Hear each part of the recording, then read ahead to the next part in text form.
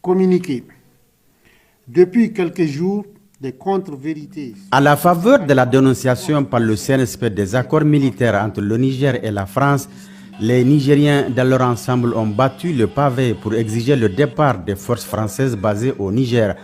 Quand ils ont assisté au départ du dernier militaire français, ils ont exprimé en toute légitimité leur joie et savourent encore leur victoire sur les forces d'occupation qui ont longtemps constitué un frein au développement économique et social du Niger.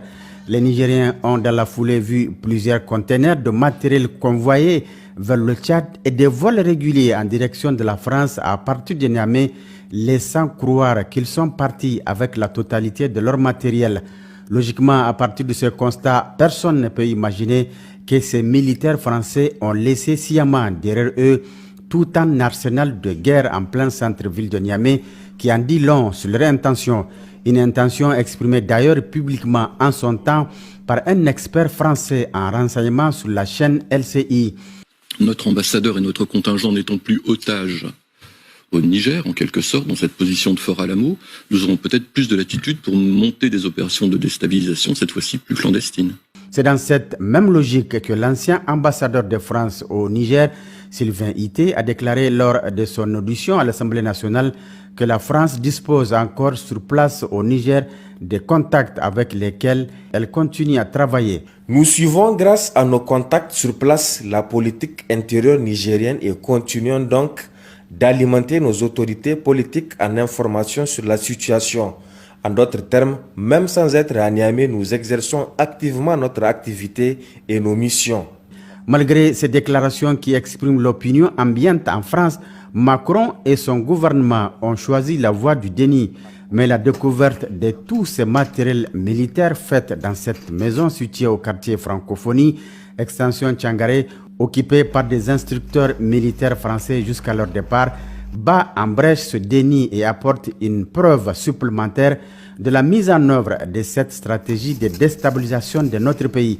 En effet, des perquisitions opérées les 19 et 20 février 2024 dans cette maison et dans les locaux du siège de Cap Sahel à Niamey par une équipe mixte de la gendarmerie, de la police scientifique et de la police judiciaire ont permis de faire une découverte qui donne froid au dos. Il s'agit d'un vrai centre d'opération militaire, en même temps une cache d'armes et de munitions. Dans cette maison, il y a un élément qui a attiré particulièrement notre attention, c'est cette grande quantité de cartes géographiques sur l'Afrique de l'Ouest, parmi lesquelles une carte de Tesker, localité nigérienne très connue dans laquelle on a découvert récemment des mines et des missiles sol-air de longue portée qui nous renvoient au souvenir chaotique de Rwanda du 7 avril 1994. Ou encore cette carte de la ville de Niamey sur laquelle toutes les places stratégiques de la capitale sont soigneusement identifiées et marquées. À quelle fin s'agit-il des cibles des probables attaques? Quand on ajoute à cette planification minutieuse des lance-roquettes anti-chars, des fusils d'assaut, des drones, des grenades, d'énormes quantités de munitions, des véhicules 4x4 dont certains sont sans plaque d'immatriculation mais sur lesquels ils ont prévu des fausses plaques et bien d'autres matériels, il s'avère clair que nous sommes en présence d'une vraie stratégie militaire qui ne fait point de mystère sur son objectif. Cette stratégie de déstabilisation de notre pays repose sur une idéologie bizarre écrite en rouge sur ce tableau d'affichage dans leur salle d'opération qui dit ceci: la paix, on peut l'éviter. Alors pourquoi éviter cette paix quand on déclare la désirer à tout bout de champ?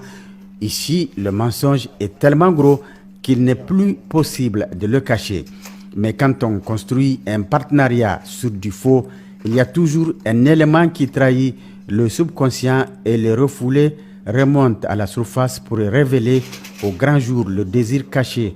Au stade actuel de nos rapports avec la France, il ne s'agit plus de désirs cachés, mais plutôt d'actions soigneusement planifiées pour semer le chaos à Niamey.